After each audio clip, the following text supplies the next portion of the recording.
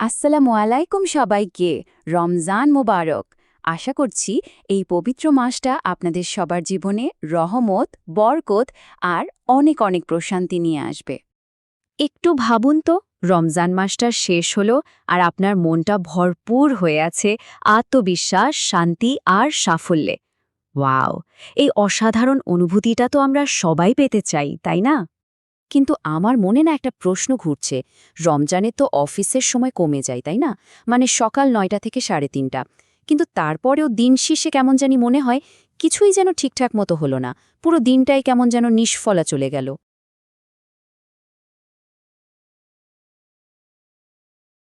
হুম, খুবই দরকারি একটা প্রশ্ন। আর সত্যি বলতে এই অনুভূতিটা কিন্তু শুধু তোমার একার না, আমাদের প্রায় সবারই। তাহলে চলো আজকের এই আলোচনায় আমরা একসাথেই খুঁজে বের করি সমস্যাটা আসলে কোথায় হচ্ছে। দেখো, বাংলাদেশে রমজান মাসে অফিসের সময়টা সাধারণত সকাল ৯টা থেকে বিকেল ৩:৩০ পর্যন্তই থাকে। এর আসল উদ্দেশ্যটা কিন্তু খুব ভালো, যাতে আমরা যারা রোজা রাখি তারা ইবাদত আর বিশ্রামের জন্য যথেষ্ট সময় পাই। ঠিক তাই, কিন্তু তারপরেও দিন শেষে একটা ক্লান্তি আর কাজের একটা অদৃশ্য চাপ যেন ঘিরে ধরে। মনে হয় সময়টা যেন ঠিকভাবে ব্যবহারই করতে পারছি না। একদম। আর এই যে অনুভূতির কথা বলছো, এটা কিন্তু সবার।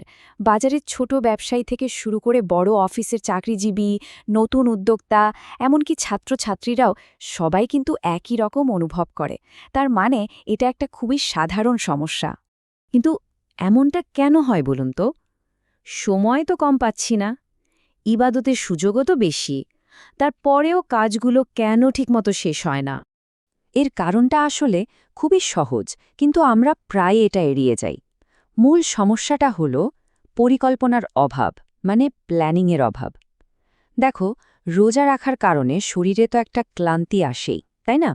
তখন যদি ঠিকঠাক পরিকল্পনা ছাড়া কাজ করা হয়, তাহলে শক্তি আর মনোযোগ দুটোই কিন্তু খুব তাড়াতাড়ি শেষ হয়ে যায়। আর আমাদের দিনও তো আমাদের এটাই শেখায়, তাই না? সময় হলো আল্লাহর পক্ষ থেকে দেয়া এক অমূল্য নিয়ামত।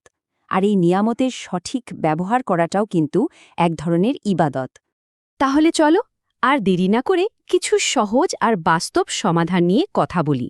এমন কিছু উপায় যা যে কেউ চাইলে আজ থেকেই নিজের জীবনে কাজে লাগাতে পারবে। সবচেয়ে কার্যকর উপায় হল নিজের এনার্জি লেভেল অনুযায়ী পুরো দিনটাকে কয়েকটা ভাগে ভাগ করে ফেলা। যেমন ধরো, সেহরির পরপর আমাদের শরীরে কিন্তু সবচেয়ে বেশি শক্তি থাকে। তখন দিনের সবচেয়ে কঠিন আর জরুরি কাজগুলো সেরে ফেললে কেমন হয়? এরপর সকাল ৯টা থেকে ১১টা পর্যন্ত সময়টা অফিস বা ব্যবসার জরুরি কাজে মনোযোগ দাও। দুপুর ১২টা থেকে ২টা পর্যন্ত সময়টা জোহরের নামাজ, একটু বিশ্রাম আর তুলনামূলক হালকা কিছু কাজের জন্য রাখো। আর বাকি যেটুকু সময় থাকে সেটাতে ছোটখাটো কাজ বা পরের দিনের পরিকল্পনা করে ফেলতে পারো। ওয়াও! এটা তো সত্যি অসাধারণ একটা বুদ্ধি। আচ্ছা, আর দ্বিতীয় সমাধানটা কি? দ্বিতীয়টা আরও সহজ। প্রতি রাতে ঘুমানোর আগে মাত্র ১৫টা মিনিট সময় বের করে পরের দিনের কাজের একটা ছোট্ট তালিকা তৈরি করে ফেলা।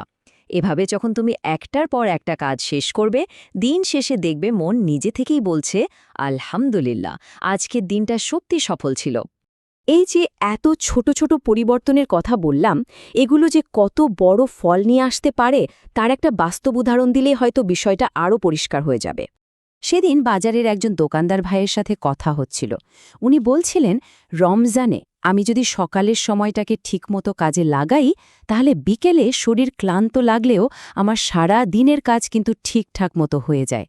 একবার ভাবো, কত সহজ কিন্তু কি দারুণ কার্যকর একটা চিন্তা। তার মানে এতটুকু একটা পরিকল্পনা আমাদের পুরো দিনের অনুভূতিকে একদম বদলে দিতে পারে। সত্যি এটা তো অসাধারণ। একদম তাই। রমজান মাসটা শুধু ইবাদতের মাস নয়, এটা আসলে টাইম ম্যানেজমেন্ট বা সময়ের সঠিক ব্যবস্থাপনা শেখার জন্য একটা সেরা ট্রেনিং গ্রাউন্ড। এই মাসের অনুশীলনটা যদি আমরা ঠিকভাবে কাজে লাগাতে পারি, তাহলে শুধু আমাদের কাজই নয়, আমাদের আত্মবিশ্বাস এবং আমাদের জীবন সবকিছুই ইনশাল্লাহ আরও অনেক সুন্দর হয়ে উঠবে। আমরা তো অনেক কিছু নিয়ে কথা বললাম। এবার আপনাদের কাছ থেকে শোনার পালা। আপনারা সবাই কমেন্ট করে জানান তো, রমজানের টাইম ম্যানেজমেন্টের ক্ষেত্রে কোন ভুলটা আপনাদের প্রায়ই হয়ে যায়। আর আজকের আলোচনা থেকে এমন কোনো নতুন নিয়মটা আছে যা আপনারা আজ থেকেই শুরু করার কথা ভাবছেন? আপনাদের অভিজ্ঞতাগুলো আমাদের সবার সাথে শেয়ার করুন। চলুন আমরা সবাই একসাথে শিখি আর নিজেদের জীবনকে আরও সুন্দর করে তুলি। আল্লাহ আমাদের সবার সময়কে বরকতময় করুন।